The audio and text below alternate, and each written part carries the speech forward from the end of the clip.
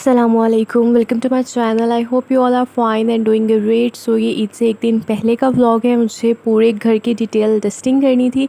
सो उसमें सबसे पहले मेरे मेकअप ब्रशेस थे जो कि बहुत ज़्यादा गंदे हो गए थे। सो मैंने उनको फटाफट वॉश किया, देन मैंने उनको ड्राई होने के लिए रख दिया। और उसके बाद जो कर्टन्स वॉश हुए थे उनको मुझे प्रेस करके देन मुझे उन्हें हैंग करना था। और उसके बाद फिर मैंने दोनों रूम्स की बेडशीट्स को भी चेंज करना था। और उससे पहले मुझे डाइनिंग टेबल की डस्टिंग करनी थी पूरी कंप्लीट, लाइक इसकी चेयर्स और नीचे वाले स्टैंड उनको प्रॉपर क्लीन करना था। और फिर मैं बेडशीट्स भी चेंज कर चुकी थी दोनों रूम्स की। और उसके बाद फिर मामा खीर बना रही थी, और खीर के बगैर तो कोई ईद आपकी कंप्लीट होती नहीं है। और यहाँ साथ ही में मैं राइस बॉयल कर रही थी क्योंकि उस दिन मामा ने कड़ी बनाई थी, तो कड़ी के साथ राइस बॉयल करने थे। और फिर मामा ने मुझे बोला कि बादाम भी भिगो दो ताकि उनको छिलका रिमूव करने में आसानी हो खीर के लिए। और यहाँ पे मामा खीरन कर रही थी। और इसके बाद फिर हम लोगों को जाना था मार्केट। वैसे तो चांद रात पे हम कभी भी मार्केट नहीं जाते हैं, और ये फ़र्स्ट टाइम ऐसा हुआ था कि हम लोग मार्केट गए थे क्योंकि बाबा ने बोला था उन्होंने अवैस के लिए सूट बाय करना है कोई। सो इसलिए हमें जाना था। यहाँ पे हम लोग फिर एडलर पर आ गए थे, और यहाँ पे हम लोग फिर चेक कर रहे थे कि हम किस वैरायटी में से देखें। तो कुछ समझ नहीं आ रहा था क्योंकि बच्चों के इतने डिफरेंट कलर्स होते हैं, तो आप ये डिसाइड करना आपके लिए मुश्किल हो जाता है कि क्या आप लें और क्या ना लें।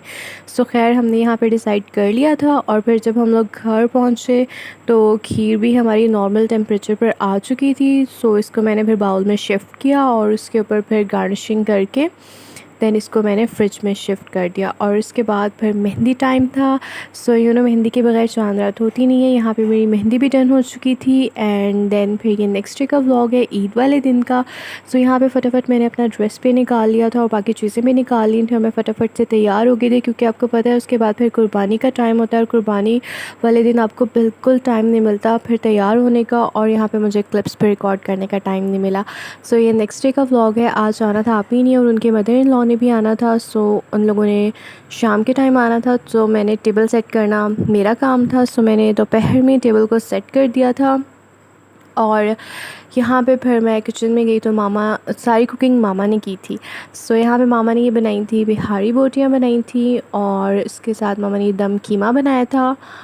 और इसके अलावा मामा ने यखनी पुलाव बनाया था। और इसके अलावा मामा ने स्टोव भी बनाया था।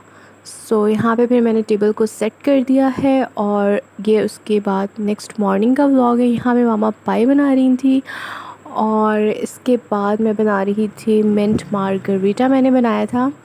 सो ये बहुत सिंपल सी इसकी रेसिपी है और बहुत रिफ़्रेशिंग सी ये ड्रिंक बनती है। मेरे बाबा को ये बहुत अच्छी लगती है, और वो नॉर्मल डेज़ में भी इसकी बहुत डिमांड करते हैं, पर ईद पर तो कुछ ज़्यादा ही उनकी डिमांड होती है। सो मैं फटाफट से यहाँ बना लेती हूँ, और ये बहुत ईज़ी से बनती है। और यहाँ पे मैं डाइट स्प्राइट यूज़ कर रही हूँ क्योंकि बाबा को भी शुगर है और मामा को भी शुगर है।